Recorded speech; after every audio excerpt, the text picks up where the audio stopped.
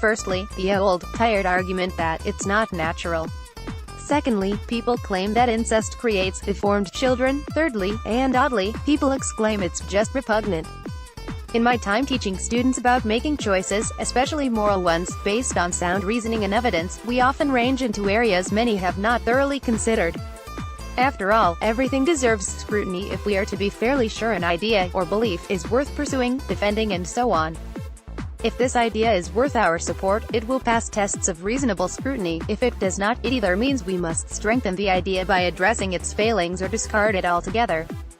For example, there is no good reason to justify the oppression of gay people or women, though there are plenty of reasons people do. Thus, because there are no good arguments to support oppressing gay people, the idea should be discarded and indeed opposed where it arises. In an effort to battle bad ideas, we should scrutinize, or at least be willing to scrutinize, every view, belief and idea we have. Nothing is sacred in my class. Indeed, we've debated the merits of sanctity itself. We engage with questions that focus on real-life matters, which tend to evoke knee-jerk reactions of dismissal and/or disgust. With this in mind, my students asked whether incest or necrophilia is wrong. Since in many countries, both of these are automatically crimes, I think it's important to consider what arguments there are for considering these as automatically wrong. However, just because something is right or wrong does not mean that the law follows suit. Something can be legal and be wrong by a moral standard, and vice versa. Here we are mainly considering the morality of these two supposedly taboo types of sexual conduct. Are they, by definition, wrong? Incest in Britain. When a young lady was caught having sex with her brother, both siblings blamed the other, citing alcohol, desperation and so on as motivations. This is not of concern. What is of concern is that the pair were convicted of committing incest under Section 1(1) of the Criminal Law Consolidation, Scotland, Act 1995. The brother is 21, while his sister is 18. Now, according to law, they should be convicted. However, laws are not perfect. What should matter to us, firstly, is whether they've done something wrong. Often when people hear incest, they assume rape or pedophilia, too. But here it's clear that neither rape nor pedophilia are the problem in the recent case, since both siblings are adults and both consented, in the same way any other drunken couple implicitly consent, since neither partner was forced into it.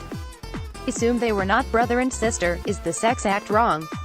Given the implicit consent and their ages, it's not clear that this would be any different than other sexual engagements where, after the fact, one or both, or all three, regret the act. However, neither one feels the other was violated in the sense of calling it rape. So that's not the issue. Notice, though, that even if one of these two was violated, whether because he was too young or raped, then it would be the violation through rape or pedophilia that made it wrong, not the fact that they're brother and sister. So, we are clear that what makes this wrong is solely the fact that it's incest, that is, the fact that they're brother and sister. But why does this make it wrong? This seems entirely based on mere repulsion. To try to articulate why incest should be viewed as inherently wrong is difficult and there's no clear argument. Here are a few arguments that my students and others have offered. Firstly, the old, tired argument that it's not natural. This argument must, like cancers and earthquakes, disappear from our planet. Cancers and earthquakes, by the way, are also natural. The philosopher Julian Baggini has correctly said that something being natural tells us no more about its moral property than if you said something was red. Good and bad things are natural, so not everything that is natural is good, or bad. Considering that humans are part of the natural world, I see no reason for the distinction in most instances anyway. Natural is not part of my vocabulary, since it seems largely useless. Secondly, people claim that incest creates deformed children. This is not entirely true. There's a greater risk of various handicaps, true, due to a closer sharing of genetics. But there is a danger in every form of child creation that the child might be handicapped.